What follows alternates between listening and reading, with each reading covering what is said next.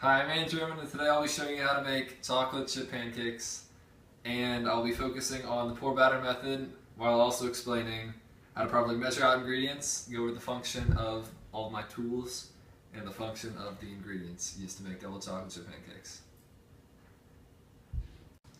First, I'll be measuring out the flour, and I'll be showing how to properly measure out the flour, and it is important to make sure that you have the proper measurements because the pour batter method depends on having the exact measurements or else it won't come out right.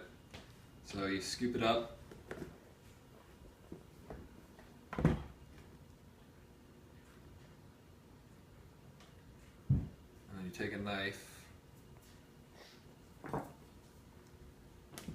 just level it off. Like that. Pour it into the bowl. Alright. Next I'll be measuring out the next dry ingredient, which is 3 tablespoons of cocoa powder, unsweetened. Make sure that you get that level. You can stop it. Next I'll be measuring out the baking powder, 2 teaspoons.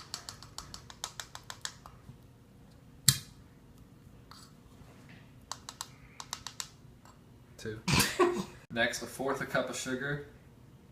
It's okay to reuse the stuff from the other stuff because it's just dry.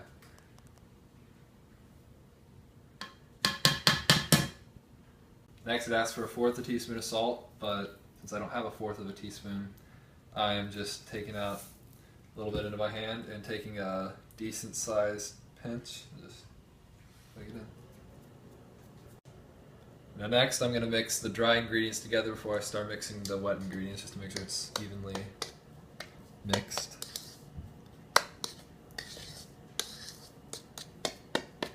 That should be good. The first wet ingredient I'll be mixing is butter, which needs to be melted. So I will cut 3 tablespoons of butter before I put it in here. It's already melted, but I need to melt it so it's liquid. So I'll put it in for like 30 seconds. Let it cook. Well, the butter exploded.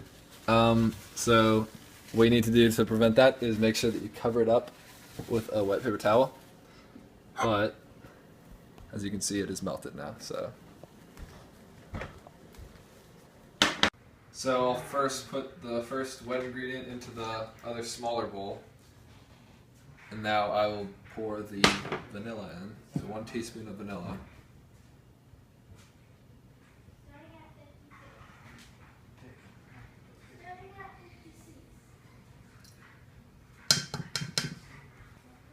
Now it's extremely important that you get the measurement of milk right because, as I said earlier, the pour batter method requires that you have the exact measurements that it tells you, or else it won't be the right consistency.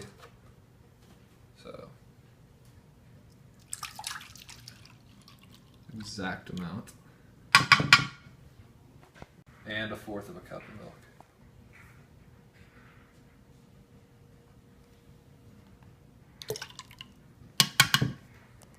Now the last liquid ingredient is 1 egg.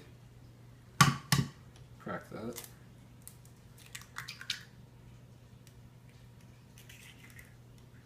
I'm going to combine the liquid ingredients into the dry ingredients, and then I'm going to whisk it. And now it should look normal for it to be lumpy, so it's not an issue. Stop. I'm going to whisk it together, which will incorporate air into the batter, which will allow it to be able to rise. So as you can see, it's already extremely lumpy.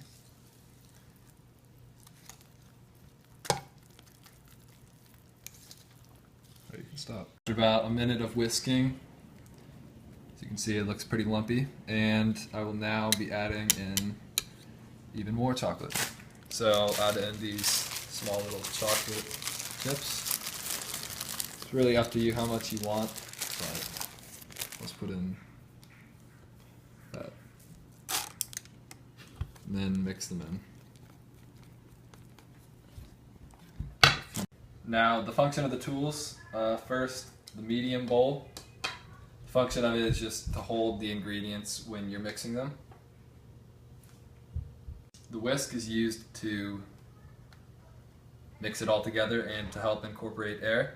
And is used obviously to put the pancake in. And the measuring cup, this is a liquid measuring cup. Wait, never mind. It's the measuring cup, the 1/4, which I will be using to, it can be used to ladle out the batter, or it can be used to pour ingredients to mix into your recipe. The function of this is a spatula, and you use it to flip things such as pancakes or burgers. The function of this is a spoon. So what are the function of ingredients, you ask? Well, I'll tell you. Okay. So first we have flour, and the function of flour is it holds ingredients together, and it can also make the baked good more or less tender.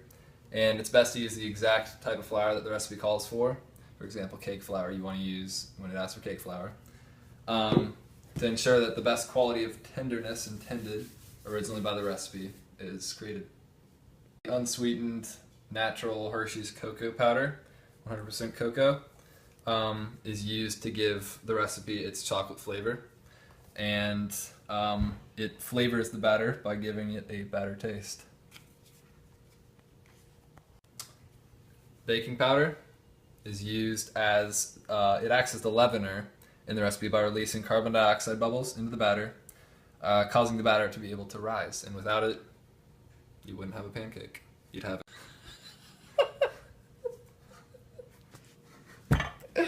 Okay, right. Baking powder, you would have what the French call a crepe, and it doesn't rise. Sugar, not only does it taste really good, it also does multiple other things in the recipe. It helps to create tenderness, it helps leaven, and it also deepens the color and the flavor and gives it a richer taste. Salt adds flavor. Milk adds structure, and it also prevents it from collapsing when baking. Butter enhances the flavor, and it also adds tenderness.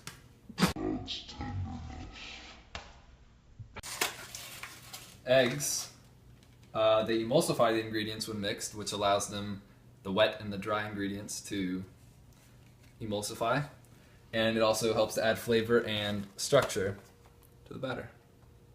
Now that we've covered all the boring stuff, let's get baking. First, take the stove and set it to medium. You can see it's already instantly hot. Make sure you don't touch it. And take your pan, set it right on the middle. So now that it is heated up, I'm going to, instead of use butter, I'm going to use vegetable oil, because all it does is, I just need a non-stick material, and I don't want to use butter. So take the vegetable oil and put just a little bit on the middle.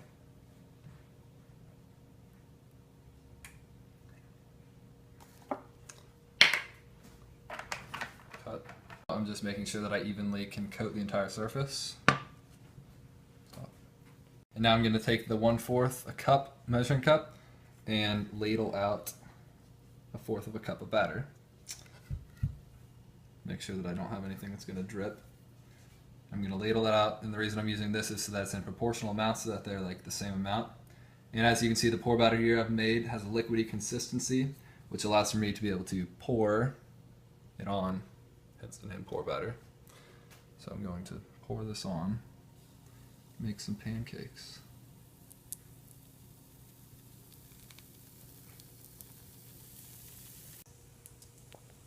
As you can see here, there's bubbles forming, and that's because of the baking powder. That is the carbon dioxide making bubbles right now. And you can already see it's getting a little bit readied around the edges.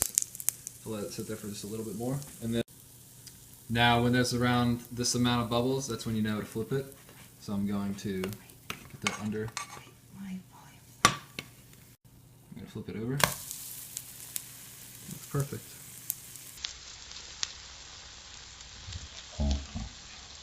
Now the recipe tells me to wait for 1 minute, but that's not really a good indicator, because now once the pancake is done and I can tell that it is fully cooked, throw it onto a plate. And it is entirely up to you if you want to, but you can make a separate chocolate mixture to put on top. But for me, this is enough chocolate. That's pretty chocolatey to me. Now I'm going to give it a little bit of a taste. So to add a bit of flavor, I'm putting on some 100% pure maple syrup. And I'm just going to put a little bit on. Doesn't need a lot because obviously there's enough sugariness in the chocolate. Now I'm just going to take a little bite of it and see how it tastes. That's mighty good. I have a ton of excess batter that I could use to make more, but I'm going to save it instead for later. And more batter method can obviously be seen here today that you can use it in a ton of different recipes. You can use it in pancakes, you can use it in other recipes, but I use it in pancakes. And to conclude, pour batter can best be done by making sure that you just have the exact amount of liquid, the exact amount of dry ingredients, and if you can get past that step, then pouring it into the pan should be a piece of cake.